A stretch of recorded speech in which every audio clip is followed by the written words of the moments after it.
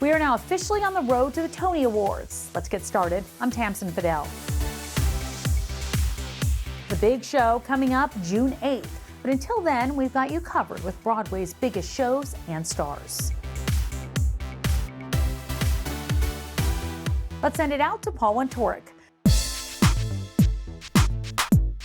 Well, welcome to the Tony Junket, Bob. That means you're a nominee. You got a pin on. Unbelievable. Yeah? Unreal. What were the emotions when you found this out? I mean, I couldn't, I can't fathom it. Gobsmacked is the word. Of course, I wish that the other cast members were also nominated because it is a group effort. Bill Burr is so amazing. I really feel Kieran is a revelation in his version of Ricky Roma. And Michael McKeon gets more laughs than anybody in the whole group. It's just a great cast. Yeah, it is. So I wish every single one of them was with me. But they're all still talking to you, right? They're still mocking me. Does that count? I can't even imagine how you move on from this. It's been such a big part of your life. To be honest with you, I can't imagine either. This has been the greatest unexpected dream role of my life, like you said. I mean, where do you go from here? Even Glenn Close said this is arguably one of the greatest roles ever written for a woman. Right. I've got to share all of me, Right. even more than what people probably bargained for in this role. So where do I go from here? So Tony Night Yeah. is going to be a big pinnacle moment for all of this. Are you psyched to get to do this on TV? I'm assuming you're going to sing. I would love to sing. I believe I'm singing, and that will be a dream come true for me because singing is the best way I know how to communicate and the best way I know how to give all of my love, and I have so much to give, so I would love to be able to have that opportunity to do that on stage. This is such a delicious leading lady role. Thank you. I know. I'm so lucky to get to do it. So how's the actual rhythm of being in a Broadway smash again? And one that you helped create, which is nice. Isn't that something? I do feel like I'm so proud. I'm so proud to be a part of something, that we've built from the ground up, you know? It is a lot.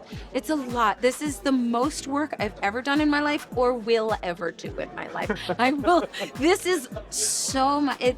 The maintenance and the upkeep, trying to keep my voice in a good place and my body still in one piece, and keep my family And be a all mom, happy.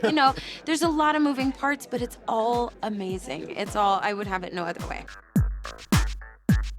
I interviewed you when you were in rehearsals for the show, and the energy then was kind of like, this is a great show. I really hope people get it, right? Yes, and exactly. then it's amazing to see what happened, which is and it's such a beautiful reminder that if you make something really great, put your heart in it, the audience will feel that, and the audience will actually. Yes, it is nice because it makes me go, okay, my human heart and mind is moved by this thing. So when people who aren't me, who aren't in our small circle, people I've never met, also feel that way, I'm now connected to them. I can go, oh, you too are a human being with a heart and mind that can be moved by this.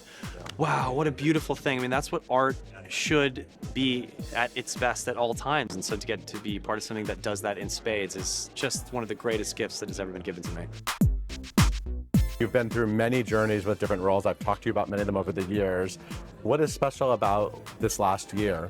Taking on this iconic role and being able to be the first Black woman to play the role on Broadway, and therefore introducing this show to kind of a new generation and a specific type of generation that might not necessarily come to Gypsy. And so that has been very special about this particular nomination. And I think also just, for me, it's a reminder that this is the only thing I've ever wanted to do. There's a part of me that's talking to little Audra right now saying, see, you wanted to be, you were a weird, quirky, over-dramatic child who wanted to be in theater, and that's what you did, and you're still doing it. The energy, it's so unique, actually, to see, and the female energy and the young female energy, and it's really beautiful when you see a show that really is connecting with people in a special way. Totally, and I think Kimberly does such a good job of just really meeting my generation, Gen Z, at where they're at, and not making them too mature, unrealistic, or dumbing them down in a way. It just feels really authentic. They all feel like girls you know. Yeah. And the performances by our amazing cast helps with that too. It just feels like this was all meant to happen, right? Yeah, it does. I think Shelby's definitely I don't know, she's so complex. I don't know, she's just a really delicious character, and it's been amazing to kind of develop her and like continue to get to know her over performances. But I think she is someone that like, yeah, hopefully people can come see and understand her, and that's felt really good. People have really been moved by it.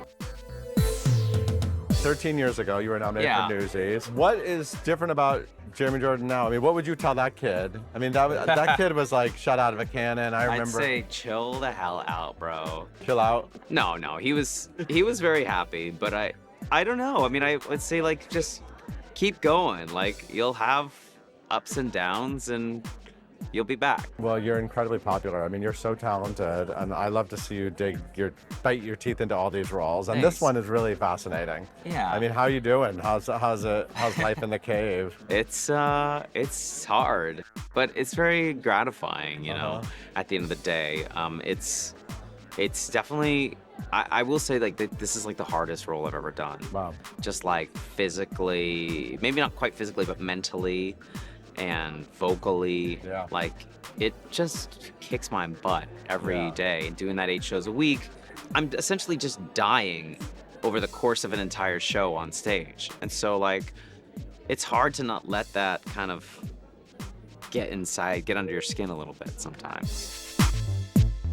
You know, there's a thing called a role, and you're on it. I don't know if you feel it. I don't know if you feel it, but it just keeps going. I love it. This is your 4th nomination. Yes, sir. And it's 4 years in a row. Yes. And you won last year. I did. And you like just won a Lortel Award. I mean, you just like, yeah, it's incredible, and I love it, and I'm just cheering for it all. Who made you so level-headed? How did you become this person? I mean, you really just are just sort of, you're always so genuine. You're just in the moment. I mean, like, where'd that come from? Have you always been that way? I don't know. I mean, I imagine a time where,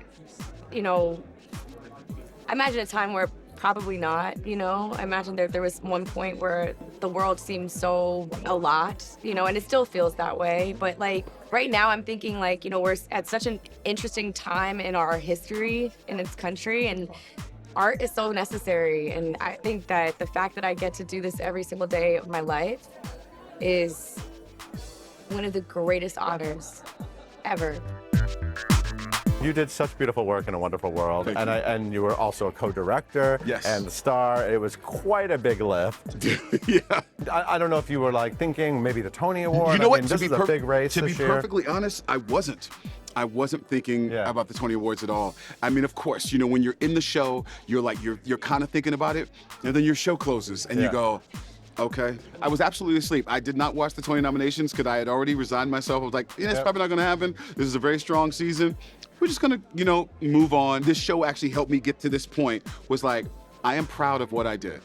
And I'm proud on my own of what I did. Yeah. So we slept. So when my phone started buzzing, the first buzz, I was like, ignore it. Second buzz, ignore it. Third buzz, I'm like, this must be my mother, because my mother's the only one that calls that early in the morning. And I'm like, oh, what does she want? Not in a bad way. I love you, Mom. But I look up and it's Freestyle Love Supreme, our text thread, going, congratulations. I'm like, congratulations for what? And I look at my wife, like, babe, I think I got nominated for a Tony. But this wonderful nomination is really like sprinkles on an already great cake. Are you actually having a blast doing this show? Yeah, yes. I mean, it's like full Jonathan Groff experience. I was putting on this costume the other day at intermission, and I was like putting the pants on and the shirt, and I was like, I think this is the most fun I've ever had in my whole life. Yeah. It's like the show begins, and it feels like it's 5 minutes and it's over. I know that I'm exhausted because I slept for like 12 hours the other night, so I know it's like I'm doing a lot, but I love it so much. The show is about like doing what you can while you have the time. There's like not even a part of me that's like, okay, I'm doing another. I feel like even more energized. I guess that's like the gift, as you know, of being able to do what you love. Yeah. It's like, it becomes an infinite well of energy and inspiration, and I'm so grateful. The Tony Awards are Sunday, June 8th. For a complete list of nominees, head over to Broadway.com.